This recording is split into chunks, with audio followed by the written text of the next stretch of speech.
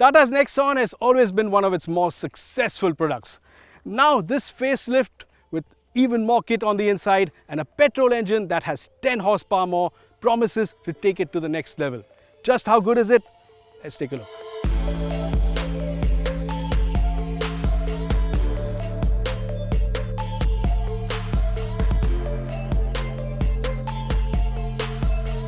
But first up, the new look, which frankly is a big departure from the earlier one. In fact, it's so thoroughly updated, from some angles it looks like much more than a mere facelift. A lot of this is down to the larger looking nose.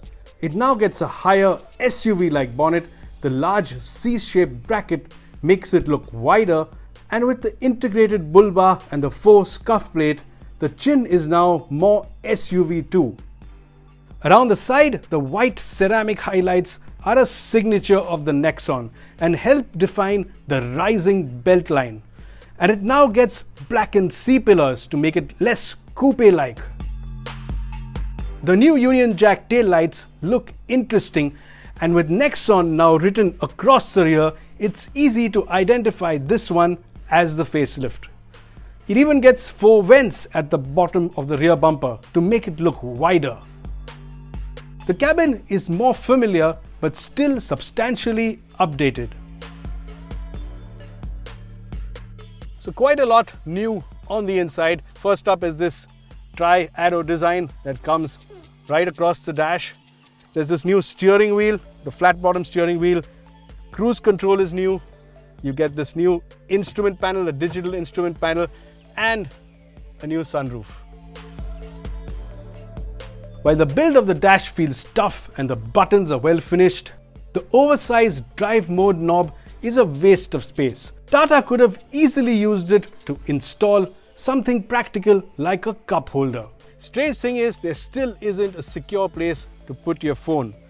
There's a lot of hard edges here, it's a tight fit, and even when you roll back these blinds, these roller blinds, there's more angles and places your phone is likely to get damaged. So the safest place is to keep it in your pocket. Also, both the instrument panel and the touchscreen need to be brighter. Try and reverse in full sunshine and it is genuinely difficult to see obstacles on the screen. Still, the umbrella holders in the doors are a nice touch. The big cooled glove box is, well, cool. And then there's the even cooler Express Cool function. Express cooling on, windows may roll down. It even reminds you to put the window up via a voice prompt when the cabin is finally cooling nicely. The Nexon has always been a comfortable SUV to sit in. This in part is due to the space-efficient design and the roomy wide cabin. And it's pretty good in the rear as well. So surprisingly comfortable in the back, especially due to this long seat, this long swab. Gives you tremendous thigh support. There's a fair amount of knee room. You can keep your feet under the seat. You have a vent here for you, and despite the arched roof, there's a decent amount of headroom as well. There are no USB ports in the back, however, and that's something Tata could have fixed. The Nexon also gets Tata's IRA connected tech, and included in this software suite is the What 3 Words navigation aid. We didn't manage to test either, however, as the various functions weren't activated. When it comes to kit, you also get LED DRLs both at the front and the rear. You now get ESP as standard. There's also traction control, rollover mitigation, brake assist, auto wipers, auto lights, and tire pressure monitoring. Luggage space in the rear is a useful 350 liters, and you can fold and flip the seats down as well.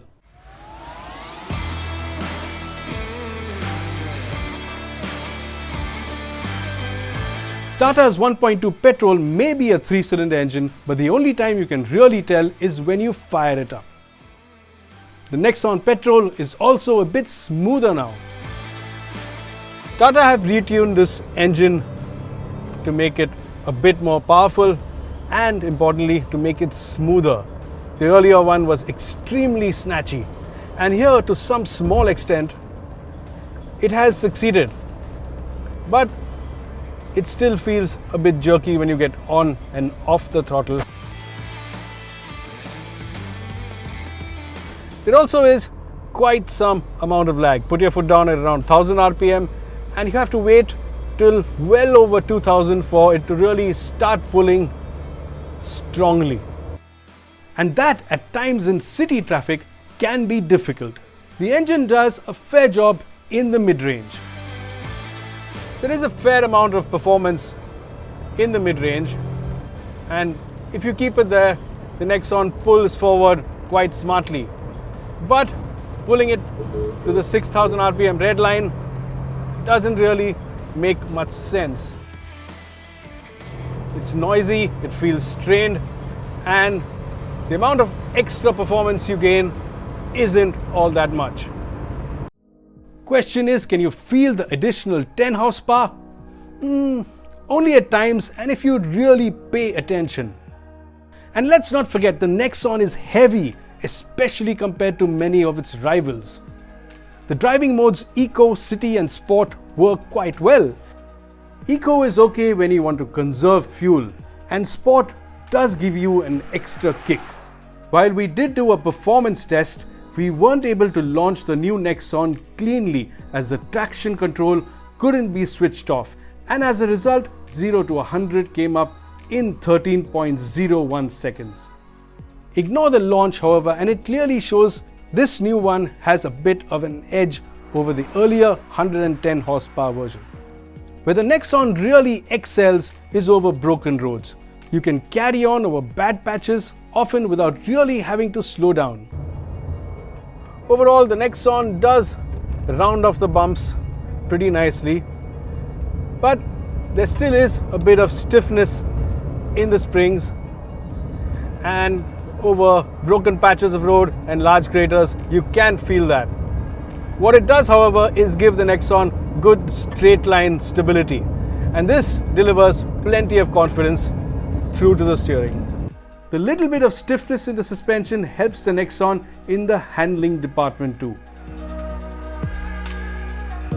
With its well-weighted steering and actually decent body control, the Nexon feels comfortable at speed. It isn't as agile as something like an EcoSport, but get onto a good road and you can certainly enjoy slinging a few corners together. With its uprated and recalibrated engine, the 2020 Nexon now feels marginally peppier and smoother to drive. Its beefy suspension does well in our conditions. It is among the more spacious and comfortable compact SUVs in its class, and with the additional goodies and kit on offer, it now feels more upmarket too. Also, with prices ranging from 6.95 to 11.20 lakh, for the petrol, the Nexon is still great value for money. No, quality levels still aren't quite the same as some rivals, and the petrol engine and gearbox need to be even smoother. Still, if you are among the many who think this is the best looking car in its class and are looking for a comfortable compact SUV that's adept at taking on our roads and is well equipped, the new 2020 Nexon is the one you need to keep on your short list.